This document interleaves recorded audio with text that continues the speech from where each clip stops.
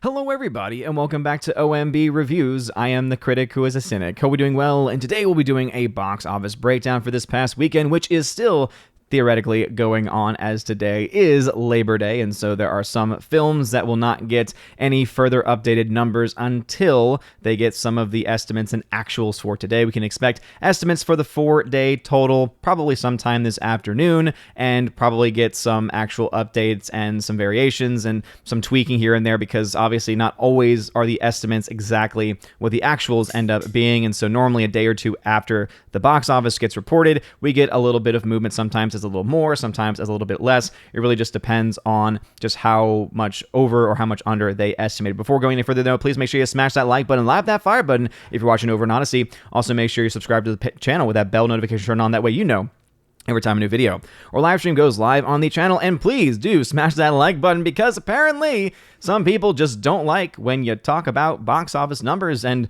talk about factual data.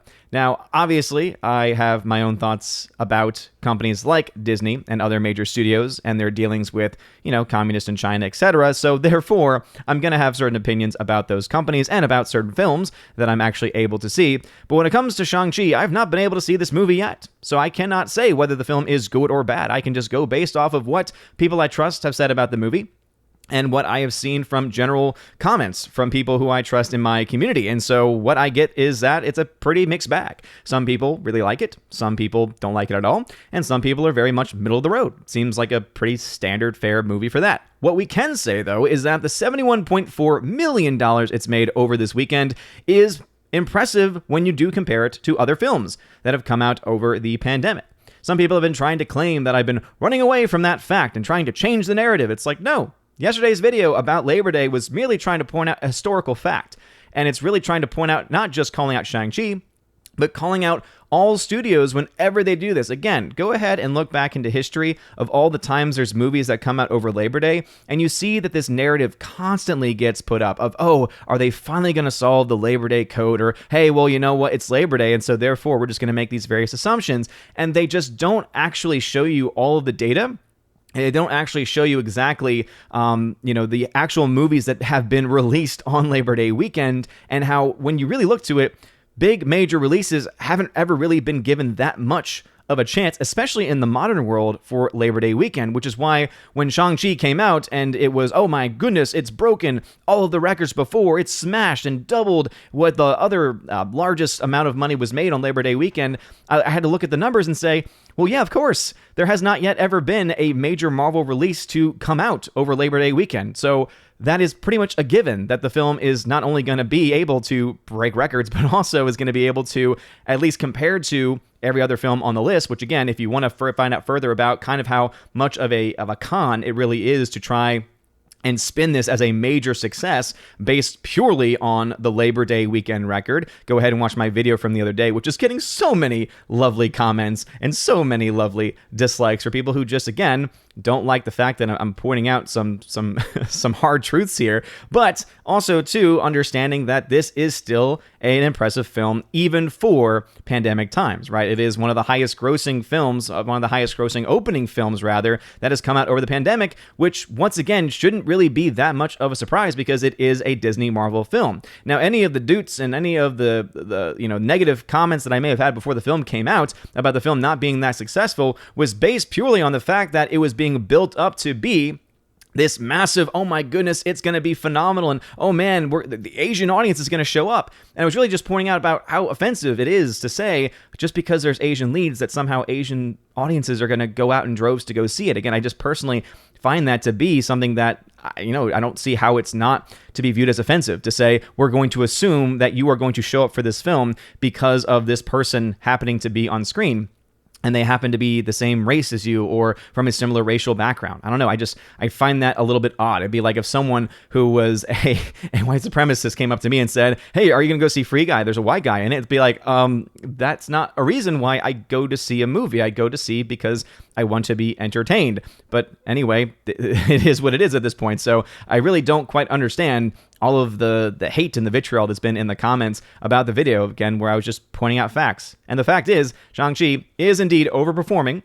There's no doubt about that. It is overperforming what the expectations were. Disney, I don't believe, had any actual estimates out themselves. All the estimates that we had were from industry experts, so-called industry experts, and they obviously got this one wrong. It's amazing that people are going after me instead of going after the industry experts who were giving us various ranges. Remember, there was a time where many thought that this film's opening domestic weekend was going to be around 35 to 60 million. That wasn't my number. That was the number that was being put out by the experts. And so I was looking at that, and then I was looking at their updated numbers and said, okay, it's going to fall somewhere in between. And based on just the state of the market and everything that's happened recently, with storms and theaters closing and stuff, I figured and assumed that it would be on the lower end. And in this case, again, I guessed wrong on that one. But in this case, it still doesn't mean that the film is or is going to be financially successful. And this is the thing that for some reason people can't quite grasp. When they hear the word flop, they think that means the film isn't overperforming what people thought it was going to be. When I say flop, that is a industry term, that is a financial term. A flop means that you spent an X amount of money on a project and you got certain amount back, and the amount you got back does not equate to or make up for the amount that you spent. So a flop is a time when a movie is not able to recoup the investment that was made in the project. When it comes to Shang-Chi, the number we've been given is around $150 million for the production budget, meaning with typical marketing costs, that's $225 million it has to make. Remembering also, it has to, or rather studios only get 60% of any box office. So right now, this $71.4 million, if this was all that it made by the end of its run, studio would only get 60% of that. So these are things that people for some reason can't quite get through their heads, that when I'm calling these things out, it's not because I'm trying to have a hate fest against Shang-Chi just because of a wide variety of reasons. Some people are even assuming and calling me an ist and a phobe for merely pointing this out. It's like I have nothing against anyone in the movie other than this. The film looks like artificial trash, and that's just based on the trailers. And guess what? People have been making opinions based off trailers for a long time. I will save judgment of the film itself until I actually see it, if I actually see it, and it's more so because of time than for any other reason. But anyway, I just wanted to get that out of the way, that just because this film is overperforming does not mean that it's going to make money. We still have to wait for the week 1 to week 2 drop-off, which always, since I've been covering box office for years now, has always been the key indicator. Whether it's a film I like, don't like, or have no real opinion on because I haven't seen it, it's always been reliant on that. Anyway, Candyman coming in here with a 52% drop at $10.5 million. Free Guy continuing to make money with $8.7 million. Jungle Cruise another $3.9 million. And Paw Patrol coming in at number 5 with $3.6 million. So let's go ahead and look at some of the totals. So as of right now, again, the current reported numbers are $127.6 million for Shang-Chi, though they do expect this film by the end of its run, especially over the weekend, to be upwards of $140 million or so. Again, this is coming from Deadline. It says that the new Labor Day record of the 4-day domestic session, 71.4 3-day combined and including Labor Day estimate, the worldwide is going to be around 140. Stripping out Monday's domestic forecast, the weekend comes in at $127.6 million. And so that's why you'll see in my charting that 127.6, because of the fact that we still are waiting for those other numbers to come in. So again, 127.6 for Shang-Chi worldwide. And again, that seems like it's a strong number for pandemic times, but is it going to be able to hold that? And that still remains to be seen. And that's why we need week 1 to week 2 drop off, week 2 to week 3 drop off. I make my predictions after the week 1 to week 2 because typically you can make some pretty good predictions based off of just the 2-week total. But again, sometimes films can overperform or underperform that number. So we'll have to wait and see on that. Candyman coming in at $50 million. This film actually is on the road to profitability. Free Guy coming now at $239.2 million. A film I don't think anyone expected to make this much money. Still not quite yet at the realm of financial as far as making its money back. However, it is very, very close to actually doing so. So let's go ahead and now go to my chart, the good old chart over at OMBReviews.com. By the way, if anyone's ever like, oh, I don't know what you mean by this, and blah, blah, blah, blah, check out my charting. I have my whole methodology broken down. It's, right here over the, underneath the Star Wars box office of how I break these things down. And I have, again, everything laid out for you. These are all the numbers. These are the reported numbers of week 1, week 2. These are my projections based off of standards, right? So most films typically, after you have your first 2 weeks, typically either have those first 2 weeks account for 70% of the total or 50% of the total. Sometimes it's more, sometimes it's less, but most films actually fall in this category. And I'll kind of show you how I get to that number as well, because I finally have added another column, another area where I show you what the average of my predictions and the average of what has actually come to place is. But as I said, Shang-Chi, $150 million, $225 million total cost, meaning that this film right now is at negative 148.4. So anyone saying that this film's already made its money back, or that it's going to make its money back by Tuesday, or it's going to make its money back by next week, it's not. That's just, again, it's financially impossible for that to happen, because remember, this is not just 148.4 million raw dollars it has to make. That means that 60% of whatever it's going to make over the next several days is what you're going to have to take out of and subtract from.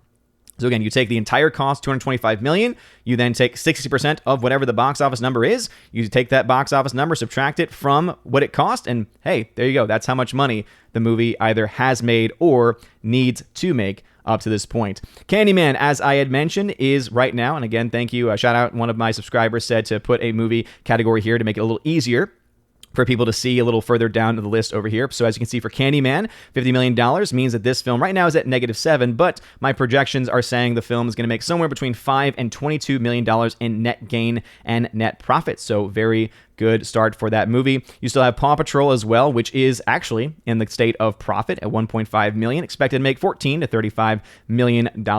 Films like Reminiscence still not doing very well, $95 million loss still for that movie, not expected to make its money back. And I have updated several other categories. Now, some people have been wondering about Free Guy. Well, as you can see, based on the first 2 weeks, right now, Free Guy is very much overperforming what most other films do. Typically, the best case scenario that most films will reach is going to be around that 50% number. This is at 47. So the lower that number gets, that means the better it's performing, the better week to week it's doing. So as of right now, it's still at negative $28 million, and it is still expected to be a financial loss. However, the chance of it's making its money back in theaters is now a little bit higher.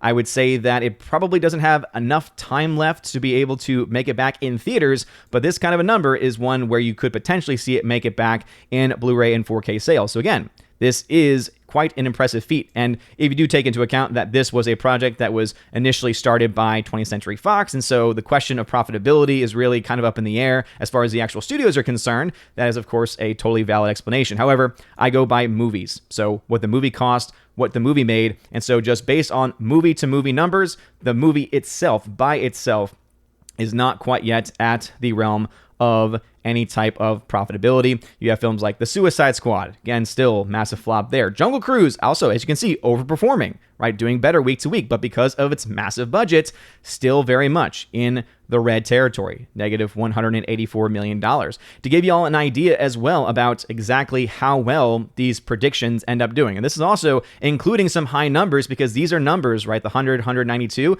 that by the end of their run, they're probably going to be a lot lower, because as the movie goes on, it makes more money, and so this number overall goes down. Right now, according to the numbers that I've done, the average rating of the first 2 weeks compared to the end result is around 63%. So this is the average of the films that I have been tracking. This is going back to 2019 with films like Joker. The average rating is around 63%. So as you can see, that is right around the average that I use. The best case scenario I use in my charting is 50%. The worst case is 70. So as you can see, the average overall falls very much into that category. Some films do a little bit better. Some films do a little bit worse. And obviously there are some films also where I have no actual tracking for because of not getting an actual firm 2-week total because of different theatrical releases versus international releases, right? Because sometimes that can happen. It's the reason why I really can't say much about Fast 9 and couldn't make any predictions about Fast 9 because it came out so much earlier overseas than it did domestically. But with all that being said, this is, I think, important to understand what the methodology I'm using is, because it is a huge part of why I say the things that I do. I don't just throw things around. I don't just say Shang-Chi is likely going to be a flop because I'm just trying to show hate towards the movie. I'm saying it because financially speaking, that is the most likely scenario. Now, I'm not going to be able to say that with any surety until next week when we have those week 1 to week 2 drop off, because then I make my actual projections based on history, based on what's happened in the past with other films. But here's the other thing about history. When you take into account Shang-Chi, that $71 million, again, is very much impressive when you look at other Labor Day releases. This is true. But as I showed yesterday, when you compare that to films that have been released on Labor Day, no other major film, realistically, big budget film, has ever really been released on Labor Day in the last several years. Now, of course, the excuse always given is because people just don't show up. So the fact that a Marvel film is making the most money on this weekend, which has almost no competition because films from major studios don't get released there, By that metric, it's not that impressive. And then when you actually break this down and compare it to other Marvel films, you also start to realize that this number is also not as impressive. Now, some are going to try and say, but you're ignoring the pandemic. No, I'm not ignoring the pandemic. Obviously, any film that's a big budget film this year is going to come in at a financial loss, mostly because of what's going on with the pandemic. The issue that I have is when people try and spin these narratives, spin these tales of films being massively profitable, huge financial box office successes, everyone's loving it, when the numbers don't really back it up. When Shang-Chi is one of the lowest opening weekends in MCU history, that's something that is worth talking about, because you can indeed blame the pandemic, but the numbers are still what they are. You still then have not as many people going to see this movie, because also remember, when you adjust for inflation, you have to take into account that even films like Hulk, this film is basically right up against. And Hulk came out before the Disney machine was behind it, before the massive love for the MCU had firmly been established. Again, that was when just the first Iron Man film had come out. And that film, too, was already a hard sell because you're trying to sell a giant CGI character, and obviously everyone still had the bad taste of Ang Lee's Hulk in their mouth as well. But all of these things you have to take into account before you start to throw things around. Also, because of me just saying that, I want you to know, if you, in my comment section, are going to throw around a lot of vitriol and a lot of hate and negativity, I have no place for that. This is a community where we're very positive. We love to support each other, but also if you're constructive in your criticism, I have no problem with constructive criticism. I have no problem with having good conversations. But if at any point you're going to say loser or neckbeard or incel, stupid things like that that children say behind anonymity online, there's no place for that. But anyway, this is indeed the box office. What are your thoughts? Do you think that Shang-Chi is going to have a fair drop-off week 1 to week 2 and actually make some money? Or do you, like I, think that it's going to have a similar, typical, big-budget drop-off and, therefore, a likely financial loss? Really, again, I'm just basing that off of history and basing that off of what we have seen as far as the trends are concerned. Let me know in the comment section below. If you like this video, smash that like button, light that fire button, because, again, I'm sure people are going to send tons of hate my way, tons of hate groups this way as well, because it's amazing when a lot of people start saying the same exact thing all around the same time, conveniently dropping down my like to dislike ratio. What they don't realize is that engagement alone, even if you're disliking the video, still helps.